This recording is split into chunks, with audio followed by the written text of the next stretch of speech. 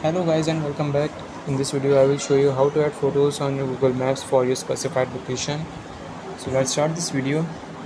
So it is very simple. You just have to launch your Google Maps application. Now search for the location for which you want to upload the photos of.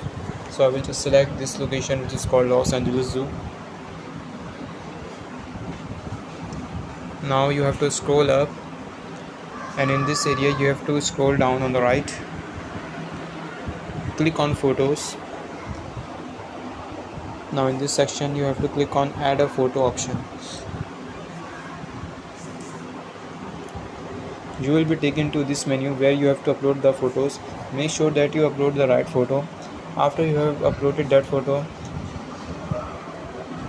Google will take about 1 to 2 days to review that and will get back to you as soon as possible with the confirmation. I hope you like this video. If so, please consider liking this video and subscribe this channel.